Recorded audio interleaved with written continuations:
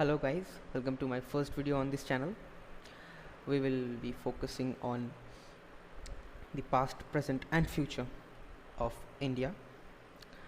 Today we are going to talk about some historical events, some historical factors which are still giving us trouble.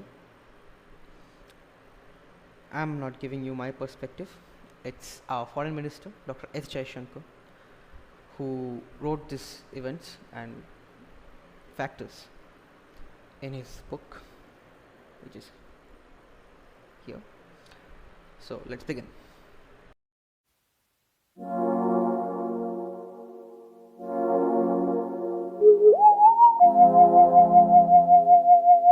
Strategic space in Asia, which also includes the subpart which is about the economic reforms of both the countries, and the third part is about our delay in exploring the nuclear options.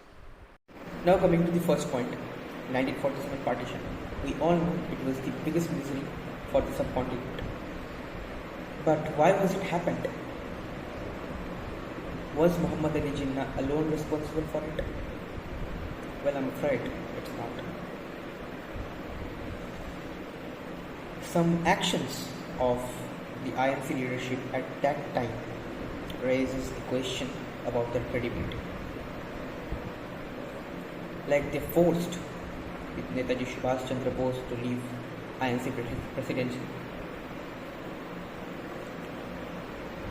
In his recent speeches, NSL Mr. Doval said that if Netaji was alive, the partition would never have taken place. And he's right. Because it was the fact that Muhammad Ali Jinnah said he will listen to one person only, and that is Netaji Subhash Chandra Bose.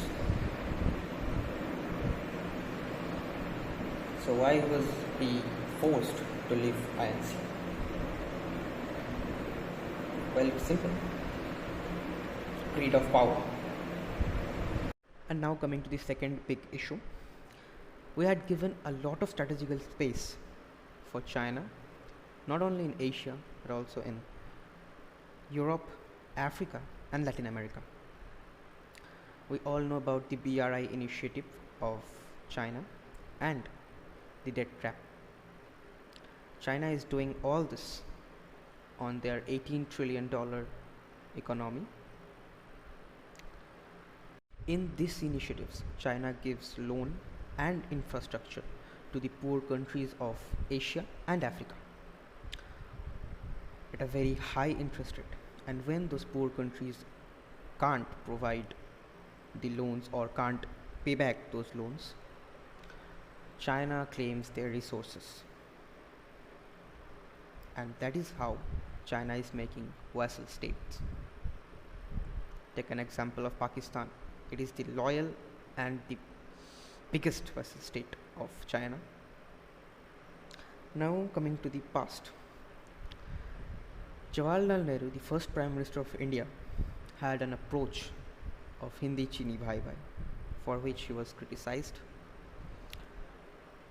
For this approach, the 1962 war happened and he didn't use the Indian Air Force.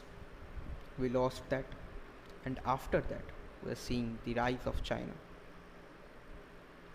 Now coming to the subpart, economic reforms. China had their first economic reforms at 1985. When did we have? At 1991. There's a gap of 16 years, and for that 16 years China recorded average 10% GDP growth rate every year, and to cover that is our biggest challenge right now. Now coming to the last issue which Dr. Jaishanker discussed in his book, our delay about exploring nuclear options. China did their first successful nuclear test in 1964, 16th October. We tried in 1974 under Indira Gandhi, but it was not very successful because the uranium was not enriched enough at that time. We didn't have the technology also. After Smiling Buddha, the US criticized Indira Gandhi's leadership. But in 1998, Dr. APJ Abdul Kalam and Atal Bihari Vajpayee took the risk, and the Pokhran happened, and we got our first nuclear bomb under Atal Bihari Vajpayee, and for the excellence of Dr. APJ Abdul Kalam. Till then, we had some sanctions of US in form of embargo sanctions, but without the nuclear weapons, surrounded by two enemies like Pakistan and China, we weren't feeling very safe in this country. So that was it for today. This is the end of the video. We discussed the three big events which happened and affecting India right now also.